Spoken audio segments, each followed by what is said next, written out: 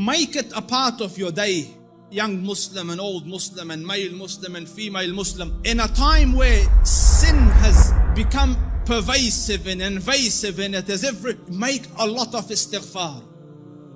Because from the punishment of Allah Rabbul Izzah, me and you were given two safeties, two things that we could hide behind and keep the adhab of Allah away. Allah Rabbul Izzah says, وَمَا كَانَ اللَّهُ لِيُعَذِّبَهُمْ وَأَنْتَ فِيهِمْ. The first, the Prophet, so long as Allah said, so long as he is amidst you, I will not punish you. So the Rasul died and left. His sunnah is with us, but the Rasul went. The second one, and Allah will not punish them so long as they seek forgiveness. So the only salvation you have now is perpetual istighfar. The Rasul sallallahu alayhi wasallam says, I say more than 100 istighfar a day, and some say in a gathering. Busy yourselves with istighfar. Astaghfirullah al-azim. Oh Allah forgive me. Oh Allah forgive. Astaghfirullah. Perpetual, make it a habit. And wallahi, Allah will open all the doors of goodness upon you.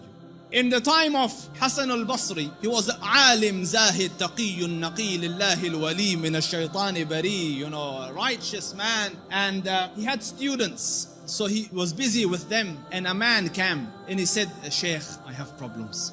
So he goes, what's your problem? So he goes, there's no rain in our land. Drought has come. Give me something to do. So he said, increase the saying of istighfar. So he thanked him and went. The other man came. Sheikh, poverty has struck us. There's no income, no money. So he said, say istighfar, increase the saying of istighfar. And his students are watching. Third person came, Sheikh, I can't have children. So increase the saying of istighfar.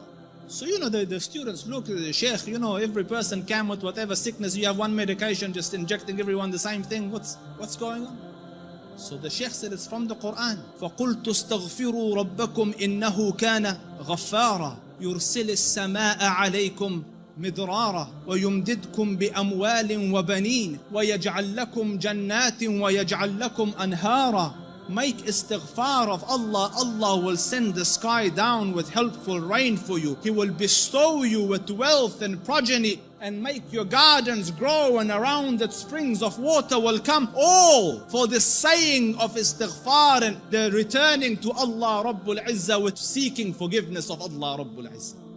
Make istighfar, Muslims.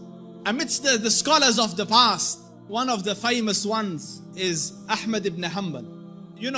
They call him the Imam of Ahlul Sunnah. And such a giant of an Imam, some of the people in his madhab say that no one served the religion after Abu Bakr radiallahu anhu more than Ahmad ibn Hanbal. Because just in the days of Mihna, for years he took imprisonment and house arrest, but he would not budge on his stance on the deen. So his fame and repute extended across the Muslim land. Everyone knew him, but there was no selfies in those days, you couldn't share a picture. So no one knew. Few people around him and his students and Ahlul Ilm knew what the Shaykh looked like. Most people hadn't seen him, but they had heard about him. So Imam Ahmad went on a travel from his city to another city. And when he reached that city, night befell him. He was in a masjid and he was trying to sleep in the masjid, because in those days there was no hotels and things. So the guard came and he said, get out of the masjid. So he said, listen, I'm a traveler. I don't have anywhere to go. I will just be here till tomorrow and then I will be on my way. So he said, no, get out. So the Shaykh went and sat outside the door. Can you imagine? This was a man, who, when he used to walk, hundreds would be walking with him and they would kiss his head and hold his books. Imam Ahmad was Imam Ahmad. Now he's sitting at the door of the masjid. So he looks at him and goes, didn't I tell you to go? He goes, I'm outside. He goes, no, get out. So he said, listen, it's just... So he said he held the Imam from his leg and dragged him onto the street. Imam Ahmad. And the Shaykh, subhanallah, And when he's landed in the middle of the road, across the road was a baker, the one that makes bread. So the baker saw him and he goes, listen, he sees in him signs of piety and taqwa. So he goes, come here and sleep in my bakery, and I'm making the dough all night and fixing the bread, because people will come at Fajr to buy, but you sleep here as I'm doing my work. So the Imam thanked him and went and lied down, but he's watching him, that every time he makes the dough, he says, Astaghfirullah, Astaghfirullah, Astaghfirullah. And as he's making Astaghfirullah, Astaghfirullah. So all night he saw this man, Istighfar, Istighfar, Istighfar. So He went to him, he goes, for how long have you been on this practice? For how long have you been practicing this? So he said, for a long time now. So he said, for how long? He said, for a long time. So he goes, have you seen any benefits? Because no one can be so consistent and perpetual on dhikr and on istighfar and Allah not grant him some favor. So he goes, I've realized that whatever dua I ask, Allah grants me, except for one dua that he hasn't accepted. So he said, what dua was this? He said, I prayed that, Ya Rab, let me see Imam Ahmad ibn Hanbal, and so far I haven't seen him. So the Shaykh said, he goes, Subhanallah, he dragged me by my feet to come into your bakery.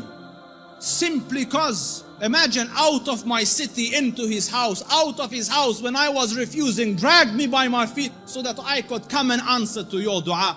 فقلت استغفروا ربكم إنه كان غفارا يرسل السماء عليكم مدرارا ويمددكم بأموال وبنين ويجعل لكم جنات ويجعل لكم أنهارا. My dear brothers, turn to Allah Rabbul Izzah. Wallahi, I don't say this as a nice to say, but all of the problems to all your answers is Allah Rabbul Izzah. Your refuge from every difficulty is Allah Rabbul Izzah. Turn to Him with it. Wallahi, turn once to Allah Rabbul Izzah, and you will find your Lord more merciful and more accommodating and more accepting than the kindest of the kind of this world.